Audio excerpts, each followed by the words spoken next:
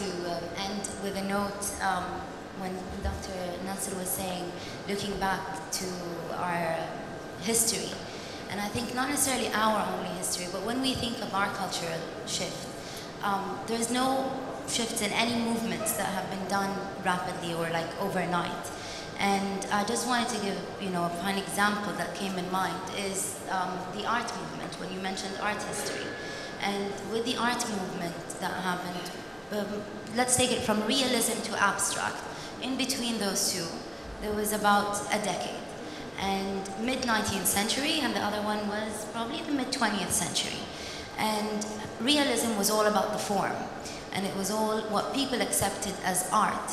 And that was the form celebrating the body, celebrating the social structure, and by that meaning drawing the individuals. And from that, going through 6, 7 movements in between, from Impressionist and focusing on the lights, and then slowly moving away from the focus of the form until it turned into abstract expressionism. And so the focus became about what's inside, about how they want to express themselves. And that took them about 10 years. And each movement happened by an artist or a group of artists that decided that they want to express themselves. That what they're going to do is actually put their thoughts into action and go ahead with it. And so by that, every movement started off mostly with the same thing. A group of artists gathered up together, decided to go on and do a different kind of work with a different kind of approach. And they delivered, they did, and they created a movement. And this is how it happened. And it took them a decade. And now they are part of history. And one day we will be part of history. Every individual, every one of us does play a role and will have an impact if only we decide to join ventures together and make this a movement, a positive movement. And let's not forget the positivity that's in anything we do, the competition for the benefits, as you were mentioning, not taking credit for everything we do, but actually giving everyone the credit they need to do, not having the fear of actually going on and doing what we want to do, take action. Inshallah, we will create a positive cultural shift here. There's one thing that I just want to say to that. For the first time, my mom actually called me up last month and she said, she was like, I think you chose the right profession. Finally, like out of like 17 years of experience, she finally tells me I'm actually doing something right. I kind of hung up because I was excited, but then I realized, okay, she knows what I'm doing. But the thing what I realized, if you're gonna have the shift that you guys actually want, the one thing that I love, what I'm seeing right now, is the fact that people are actually doing what they love. And a lot of people actually feared about, I hate the thing that people have in their mind that what other people are gonna think about them. You know what I mean? Like everybody thinks like, oh my God, he's gonna judge me, I don't know what's going on. Dude, forget that. Do what you love. If you're happy, you'll see amazing things happen.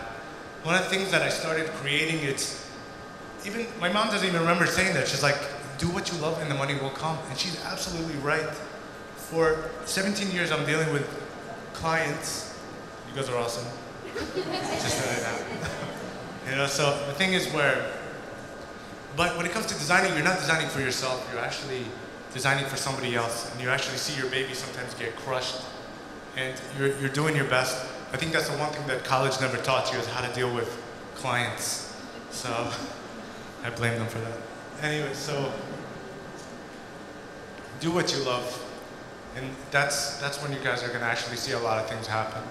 Like, the best thing that I'm seeing also, it's bloggers, like they're coming out, they're actually saying something that's really good. It's like I'm following people, like I never follow bloggers. Every time I see it, it's always the same thing. Restaurant opened up somewhere in Safe. But now, it's like I actually see something that's very educational. I can actually read. There's actually entertainment in Kuwait. Being here for the last 10 years, the first time I came to Kuwait, I came here to kidnap my father. It was supposed to be 2 weeks. I failed miserably. It's 10 years now. But I fell in love with this country so much. And the fact is, I know this because at 5:30 in the morning when I wake up to walk, this is the most beautiful country I've ever seen in my life. especially on the Gulf Road. But then,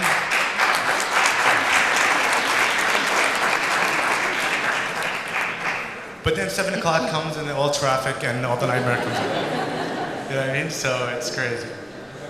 Yeah, exactly. So it's, you'll even get hit by the Barid guy, you know? It's crazy. Like, but it's beautiful, like dealing with the cultures.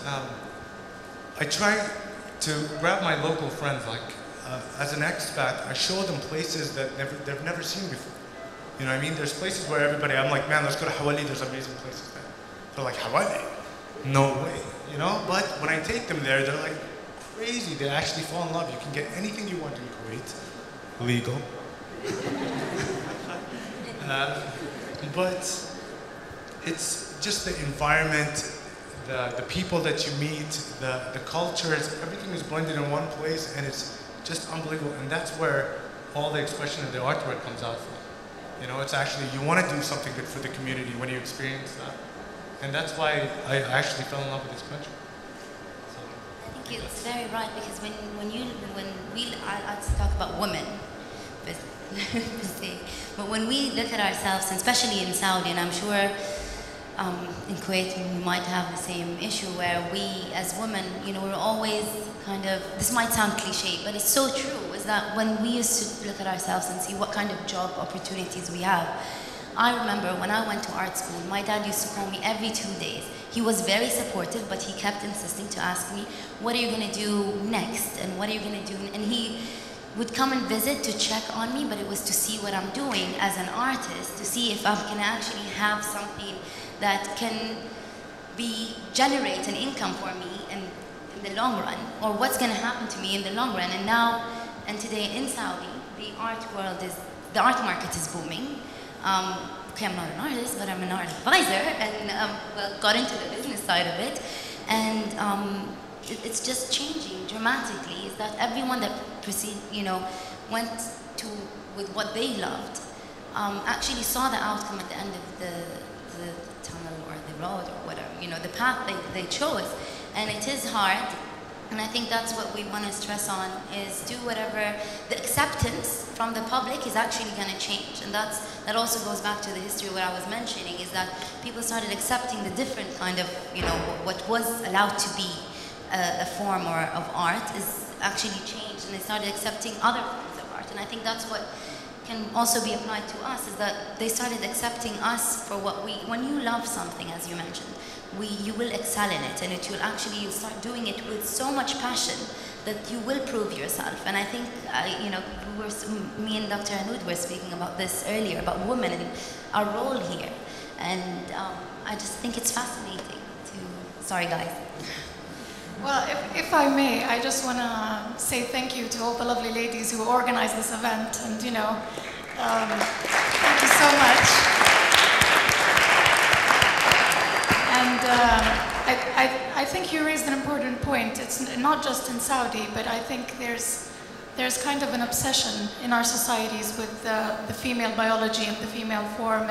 And I actually saw a clip on this political show about a sheikh in Saudi complaining that the structure of Jeddah airport, or the new airport, resembled a woman's body. So it affects architecture as well, I guess. So I think women more than perhaps men in this society have had to overcome the fear of self-expression, and we see that censorship even today with artists like Shuruq Amin. Their work gets censored. So we have to be aware that what happens to women in a society is reflective of the shift everywhere. So the fact that we've become much more open to art, much more open to expression, and much more respectful, I think, of female leadership, as in the leadership here today, this is all the positive connotations of the political shift, and we have to be aware of the backlash, because it is a coming, I think.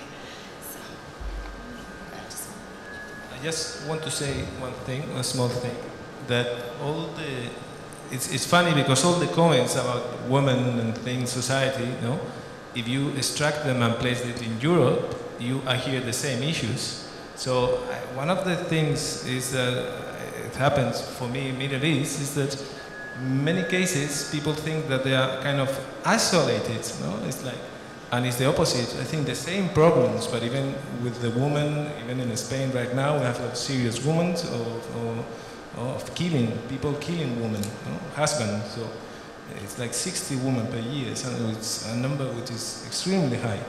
So I think it's something that the society should be aware that, okay, they are not alone, that the world by itself is suffering the same issues, and they should connect with this, you know, and really look at other similar examples, how people have reacted, even in different cultures, but at the end, we're human beings, and that happens all over the world. Huh? I have a small proposition, but I'm not sure if the Nuqat ladies will. I have a small proposition, but I'm not sure if the Nuqat ladies will accept. Is it possible that you give us this board?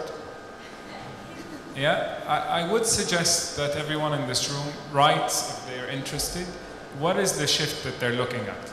Or what is the shift that they're seeking? Because probably if we begin to define what the shift means, I think we're already ahead of ourselves. So if we get permission and we could get a pen to write on this, that would be fantastic. Unless you have the permission. I just wanted to add something to loving what you do. I think asking that to people needs to come with a warning. The warning is that loving what you do usually isn't enough.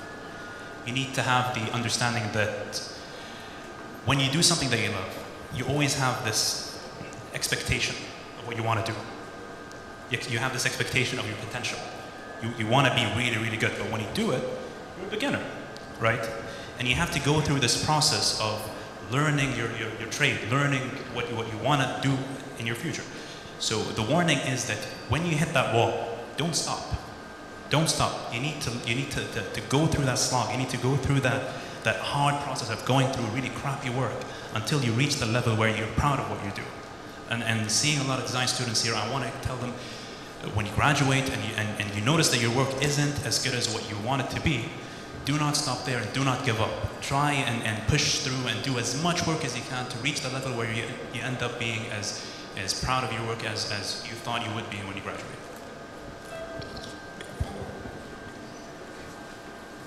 The best answer is just do it.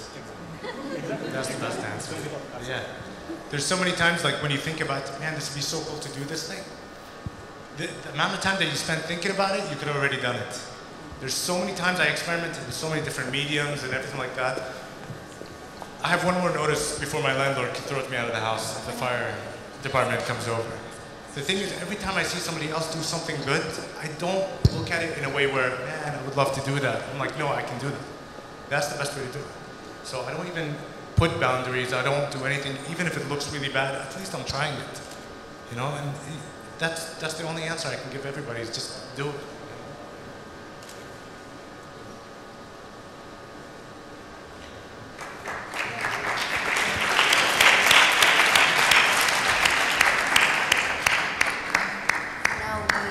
I'd like to thank each and every one of you, of course, and I'd like to open the floor for any question and answers. For any questions, sorry.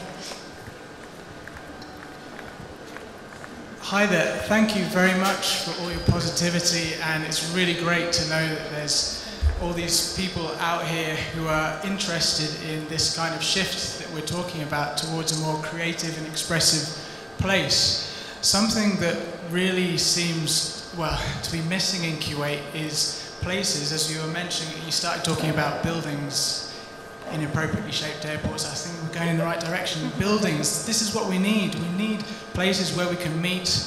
And we're talking about education as well, but it did still seem that you were talking about this picture of a student who was working by themselves and they had this talent, they were doing what they loved, but it seemed to me, well, what we need really is places where people can meet and be supported in an educational environment. We need art schools in Kuwait. We need art colleges. We need studios. We need physical places, not just virtual places. Virtual places have been really liberating and really important part of the process. But I think the next step and an essential part of the process is that Kuwait invests in art schools.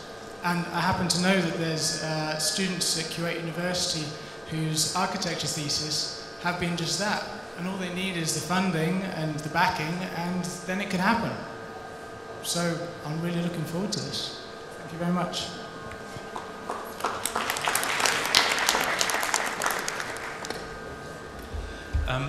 I think that's a very interesting point, because if the process of educating people to think intuitively, to think in a way that's critical, and it gives them this feeling that I can create something. If it starts off at a really early stage, let's say infants or even kindergarten, they start the creation process really early in their life. But if they start at college, it takes them 10, 15 years for them to develop the skills needed for them to be able to think critically, for them to create things. So the problem we have in Kuwait, I think, is that our public schools do not give their students the ability for them to think critically. They don't have the tools to think critically. They're pushing them away even from the critical process into a more standardized testing, because it's easier for them to grade students. That's a very, very, very hard road to take, and it's leading us in a very strong direction. And the problem is that we won't see the results of it until a generation from now. So unless we fix it now, we're not going to see the fruits of that 20 and 30 years from now.